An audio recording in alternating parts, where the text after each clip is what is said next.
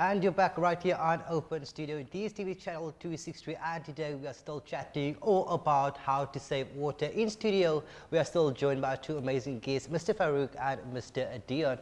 Mr. Deon, very important question I want to find out from you is that we all know that water is very important, but yet still we do not take into consideration the whole process to actually how the water gets to our tap and how it gets clean and stuff like that. Do you mind sharing a few tips with our viewers at home as to how we exactly can go about saving water? Well, the best way, let's take it this way. Where do you use the most water? With your washing, bathing, showering. You take your washing machine, automatic washing machine uses how many liters of water? Take that water, catch it up in buckets, use it in your garden. That's a hell of a lot of water. Yeah. I've been doing it since about 7-8 years ago when water restrictions in Cape Town came in the first place. Your toilet, take a brick, put a brick in your cistern, uses a bit less water.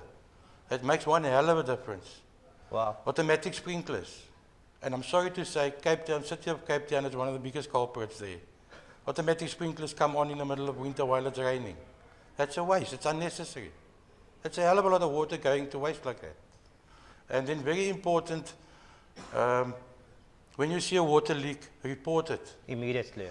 What people do is they go on social media and they complain about the water that's running down the road. You ask them, have you reported it? No. Nobody can report it if they don't know about it. Okay. And would you also suggest that instead of taking 3 showers per day, that we actually need to take 1? Who takes 3 showers a day? A lot of people do that. You want to add on to that, Mr. Farouk? Yes, I think, you know, when you referred now to the 3 showers, I think it's in terms of, you know, some people have the luxury. Yeah.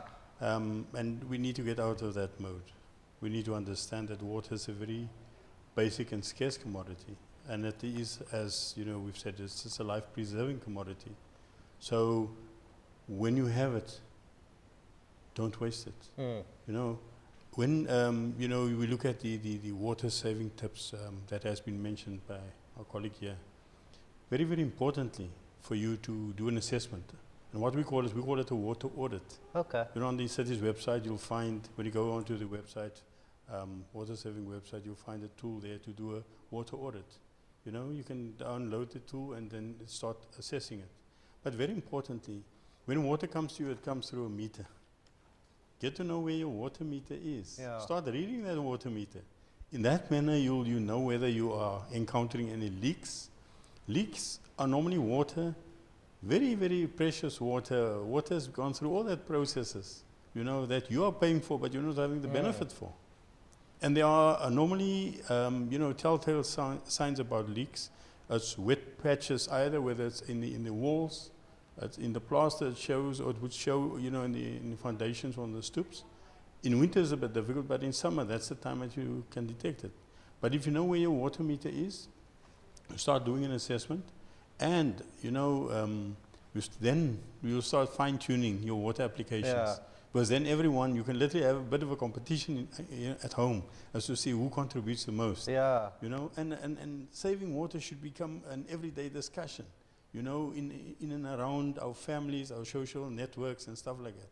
And I am very much for the message that Mr. Deon has punted just a bit early on. You know, it's very important for the city, you know, that you come through the right portals when raising a complaint. The sooner we get to know about it, the sooner we can act. You know, so if you use our call center, which is the 0860 10 30 89, dial the water option, or you can send an email to us at watertoc@capetown.gov.za. Okay. Or we've even simplified it. You can also then go and you can send us an SMS on 31373. We've got as a 24-hour call center. Yeah. You know, we get our people to respond. They will give you a response. They'll give you a reference number. But very importantly is that each and every one of us need to look at how we use water in and around our homes. Definitely. And see where it is that we can Definitely. recycle and reuse water. Yeah. Coming back to you, Mr. Deon, you guys at the Water Storage of South Africa, do you guys have any plans to upgrade water delivery within the Western Cape? Western Cape, we are very fortunate that we are not in that position yet. And hopefully, with the help of the public, we will not get there. Outside of the Western Cape, we have got communities really sitting without water. I've got one community now, very close to Rustenburg. They've been without water for about a month. Wow. Now they've got people, I'm not sure if it's farmers or who's selling them water at 2 rand a litre or something, which is ridiculous. My problem is that Cape Town, once again, because we haven't got the problem, we don't actually realize the extent of the problem. Yeah. We are struggling to get water to these people. Currently, I'll be quite honest with you, we need finances to carry on. I'm sitting in Bellville in the store with 25,000 litres of water, which I can't get transport for, to send to these people. And that is our daily problem. It boils down to finances, because the trucks that have been helping us up till now, they've also got their own commitments. Yeah. So they can't be readily available whenever we need them.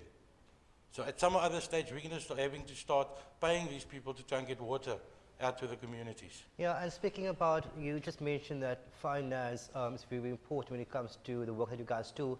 Does that mean that we as a community, as a society, need to step in and help by contributing in the finances towards that? Yes, we have on our website, we have the banking details. We've also, there is another, now I've forgotten but on our website you will get all the banking details. So details everything is on the there. website. Yeah. Okay, fantastic. Then also, Mr. Farouk, a very important question, or question that I love asking my guests, is because the work that you guys are doing is like brilliant, going out there, saving water, make it easier for us. What would you say are some of the challenges that you face with regards to this? I think the first thing that we need to acknowledge is that, we've done a lot of work in terms of publicity, getting people on board in that. We are still sitting with a number of citizens that, they go on as if nothing has happened, and they're continuing, as Mr. Deon has just said, they go about unfazed as if it's not, it's raining, so why are these guys complaining?